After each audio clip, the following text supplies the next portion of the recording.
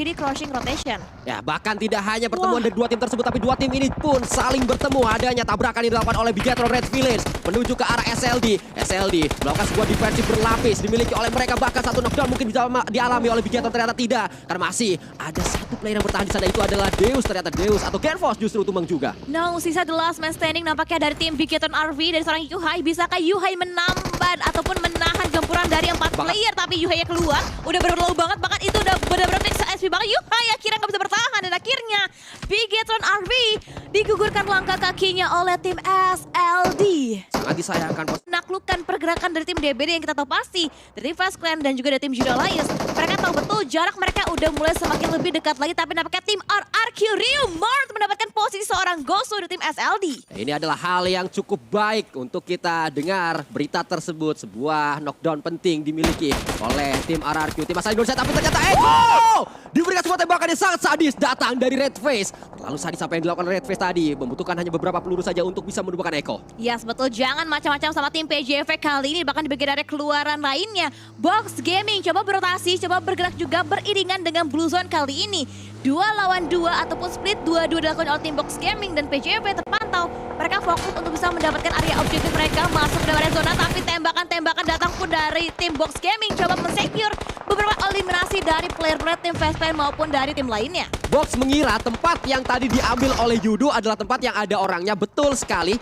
Mereka mengira depannya udah gak ada orang, ternyata depannya ada orang lain, tim lain lagi. Karena di sini setidaknya ada 3 tim yang sudah berada di kontainer-kontainer dari Georgopol. Ini udah chaos banget sih, udah chaotic banget, dan bahkan sekarang dipantulkan satu utility untuk seorang Mela mendapatkan secure point eliminasi karena memang greget banget ya untuk mendapatkan 1 poin lagi.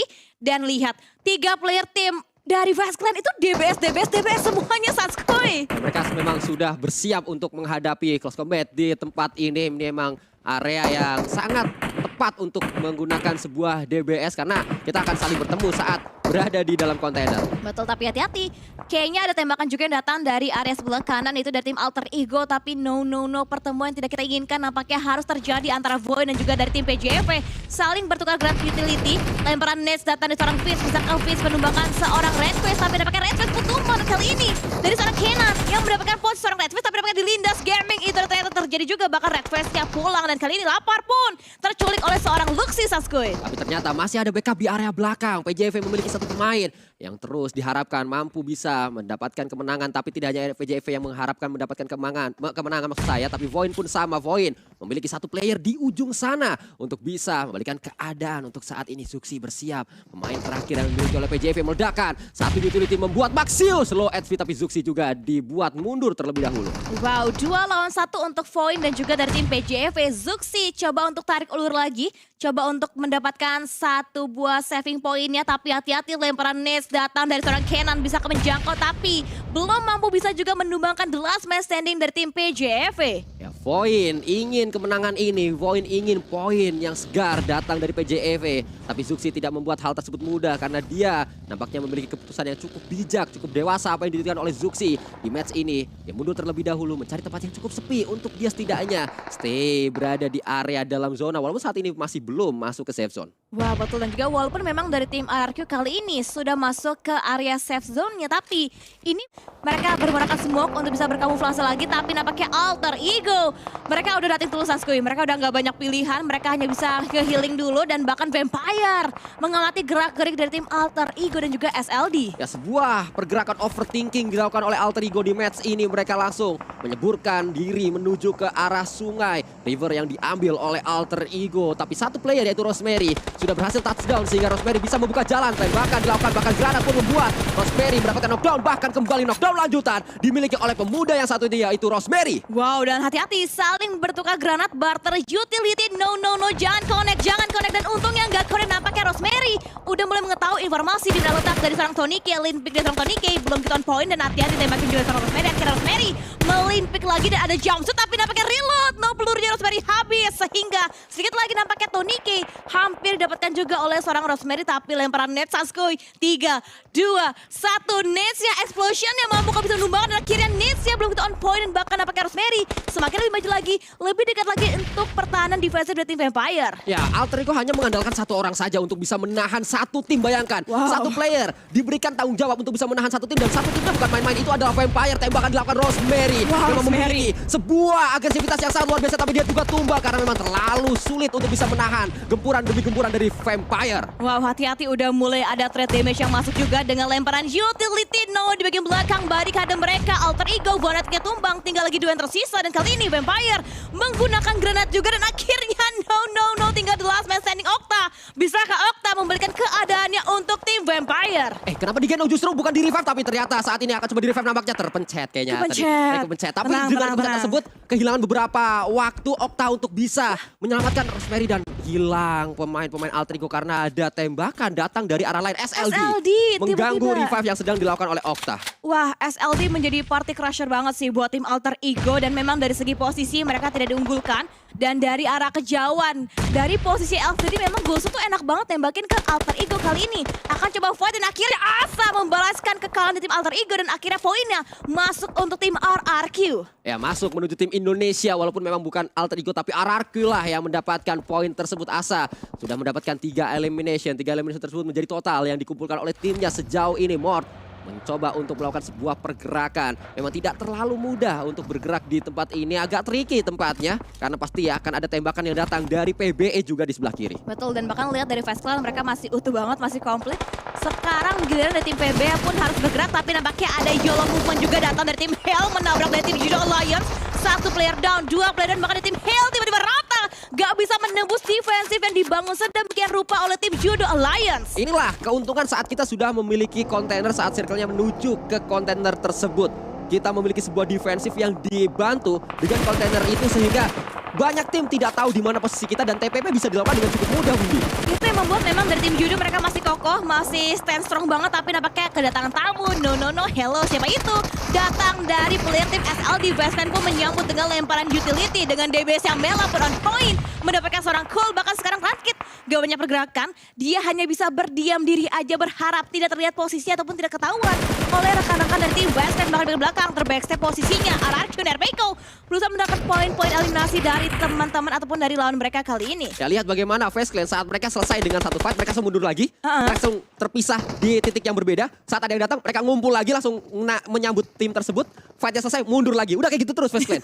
Mereka gak bergerak, cuma diam aja di belakang udah nungguin kalau ada yang datang baru disambut. Selesai, balik mundur lagi. Itu terus yang dilakukan oleh Face Clan karena mereka sudah terbantu dengan adanya labirin dari kontainernya. Lootingannya juga harusnya kayak Vestland ya kan, mereka nakin lawan, mereka bisa ngeluting lagi, tapi kelihatan the last man standing dari tim SLD akan ada berdua lagi F12K versus DBS. Mormonnya pun tumbang, Mela yang tumbang kali ini berhadapan dengan terbakar. Sudah begitu sakit akhirnya Vestland masih bisa mempertahankan kekuasaannya di area kontainer. Tapi ternyata granat dari Capone membuat Mela tumbang. Membuat Mela menjadi confirm elimination. Dan kita melihat ini adalah momen yang tepat untuk satu tim bisa meruntuhkan dominasi dari Face Clan di area kontainer.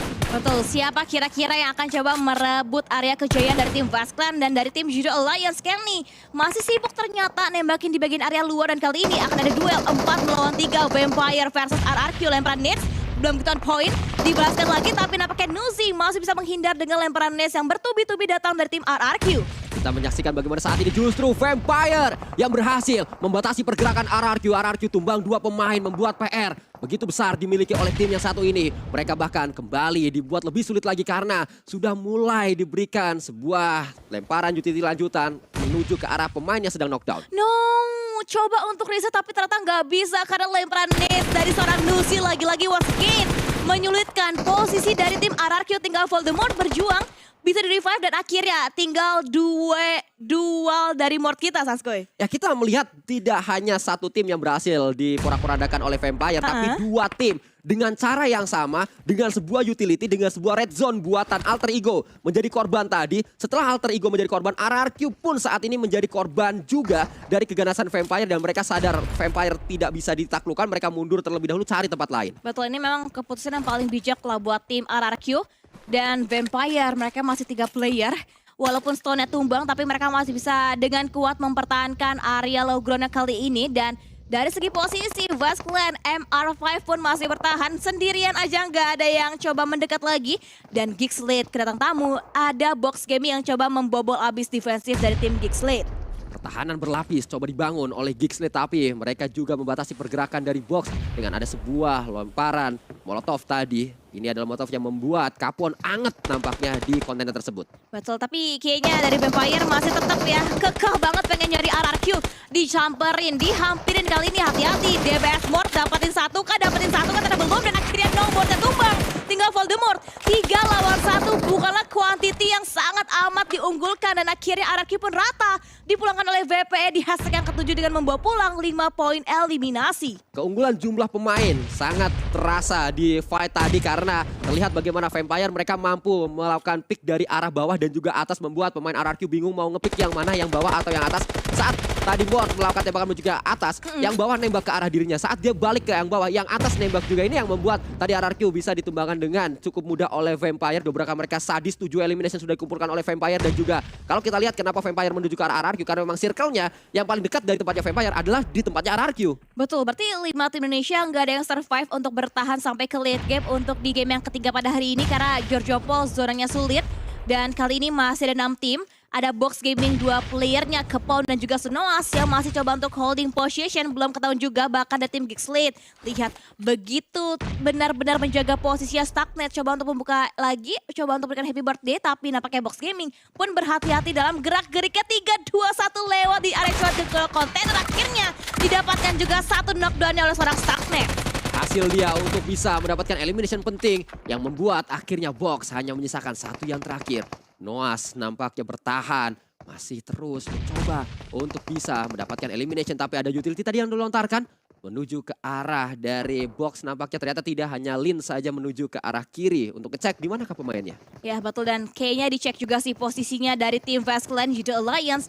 Udah prepare banget dengan segala persiapan mereka. Melihat juga akhirnya duel chance shot dengan DBS. Itu benar-benar no counter banget. Bahkan nampaknya Ventorez dapat 1, dapetin 2 kah? Enggak, ternyata dari tim Vast Clan yang tumbang. Dan kali ini dibalaskan posisinya oleh seorang Mr. Five.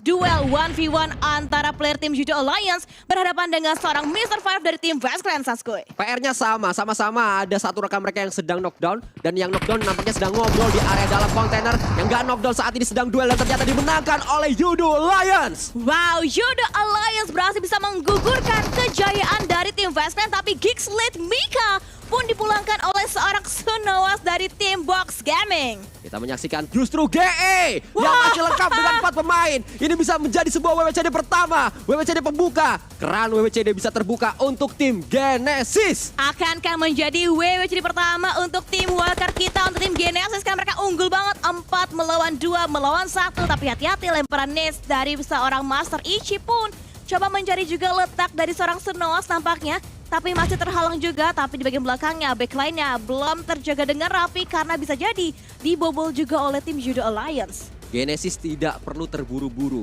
Mereka unggul jumlah, mereka punya kontainer, mereka bisa untuk mengamankan WWCD karena Genesis berada di tengah-tengah zona. Yang lain justru harus menuju ke arah Genesis, sehingga jangan sampai blunder. Kalau memang Genesis blunder di kesempatan mereka yang sangat baik ini adalah kesempatan terbaik Genesis sepanjang mereka bermain di PMSL untuk bisa mendapatkan WWCD.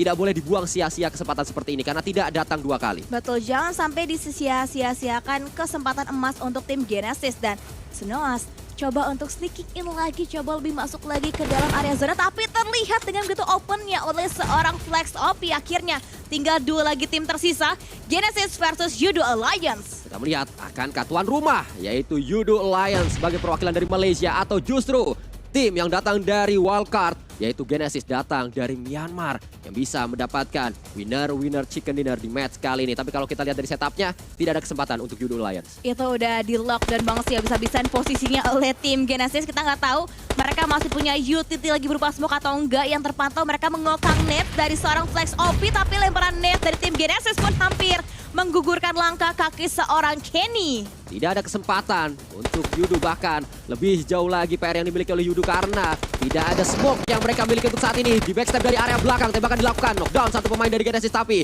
Genesis yang lain datang. Kita melihat antara 3 melawan 1, Flex OP bertahan, mampukah dia?